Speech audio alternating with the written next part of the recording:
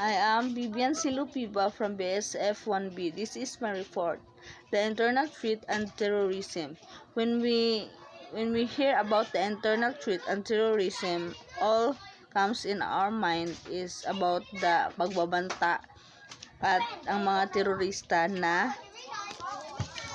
terorista na ang gusto lamang ay kapahamakan na maidudulot sa bansa.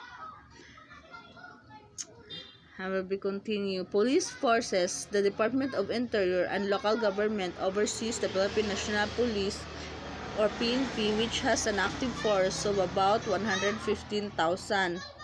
The PNP, which had been entrusted with internal security in 1996, lost this role 2 years later, when the armed forces of the Philippines, particularly the Army, reasserted its lead role and internal security. Yung mga army natin, sila yung mga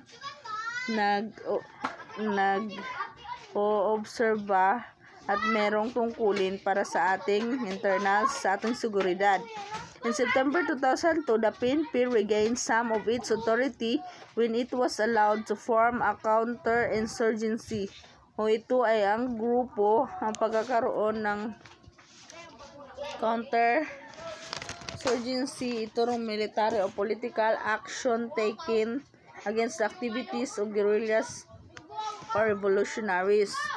Task Force in Northeast Mindanao. Meanwhile, the Army established a parallel task force in Southeast Mindanao. Internal threat insurgencies by various Islamic terrorists and separatist groups and the Communist New People's Army pose a significant internal threat. Yung mga New People's Army, mga terrorist natin, sila yung naga-threat sa ating bansa na gusto lang nila ang kapahamakan sa ating bansa. Siguro hindi nila gusto na maging masaya ang mga tao, gusto nilang ng kaguluhan. In response to this situation and the global war on terrorism, the Armed Forces of the Philippines or AFP has been restructured to combat domestic insurgencies. Kaya nagkakaroon ng mga digmaan.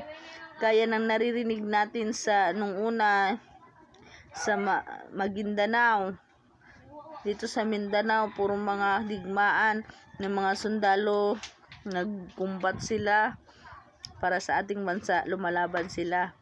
The Moro Islamic Liberation Front, MILF, the Abu Sayyaf Group, ASG, Jemaah Islamiyah, and the Communist Party of the Philippines, New People's Army, MP. In addition, the loyalty of the military to the government remains in doubt.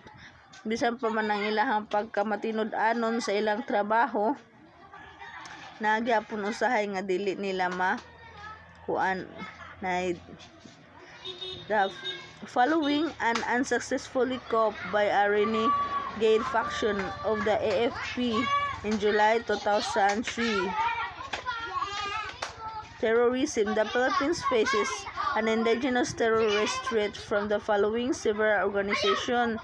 Ang Pilipinas sige na ay kanang banta sa mga terorista. Nagatubang ta sa pagbanta sa mga terorista.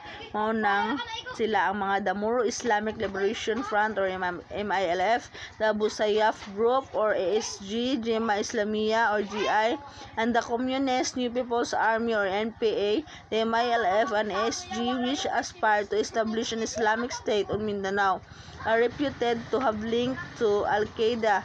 The MILF, which has engaged in sporadic peace negotiations with the government and has some moderate elements, is the largest of the groups with about 10,000 to 11,000 soldiers.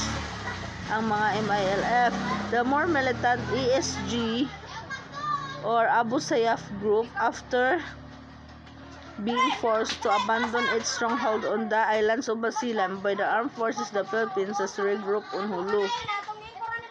Hold on, islands of Basilan by the armed forces the Philippines has regrouped on Holo. About 400 guerrillas now are affiliated with the group. about half the original level before its confrontation with the Philippine military, Jemaah Islamiyah, an Al-Qaeda affiliate active in Indonesia but with branches across the Southeast Asia, allegedly failed to execute plans to bomb ceremonies marking the inauguration of the new Philippine government in June 2204.